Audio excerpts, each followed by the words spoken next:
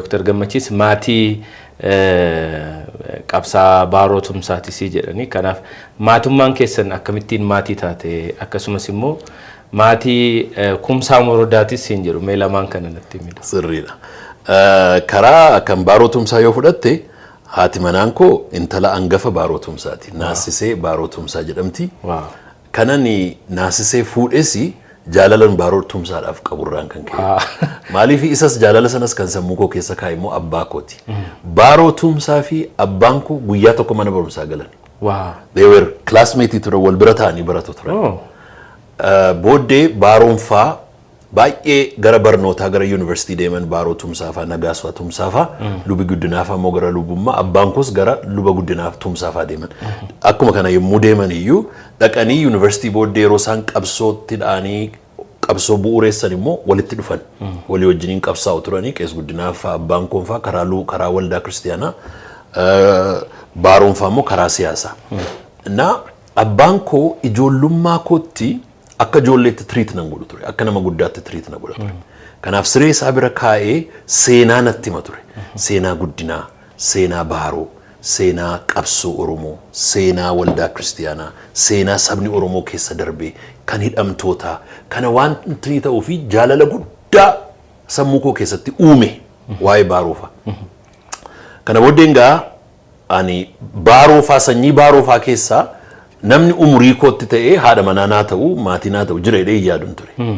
Kanaaf inni seenaa baay'ee qaba dubbachuu hin danda'u garuu Ameerikaa gaafan deemu Atlanta Georgia ani Atlanta University Centerin ture naasiseen haati manaan koo immoo Georgia State University turte achitti baratti turte.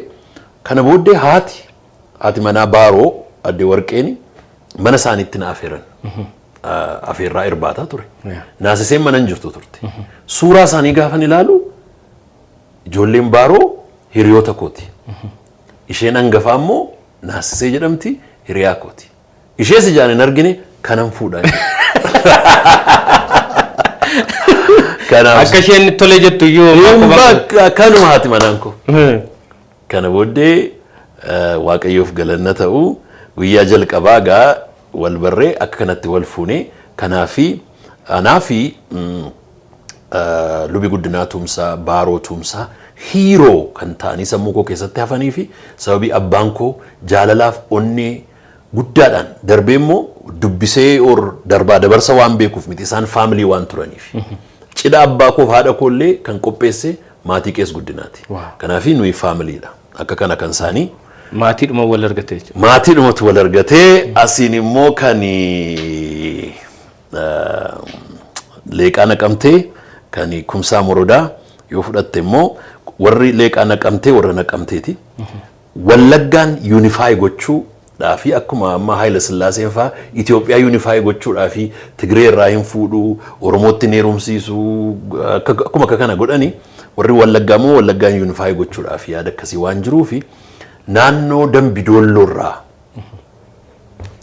sanyii roontinirraa achi keessaa warra busaasee kan jedhaman keessaa Hagituu gifti Hagituu kan jedhaman isaaniin fuudhan kumsaa morodaa.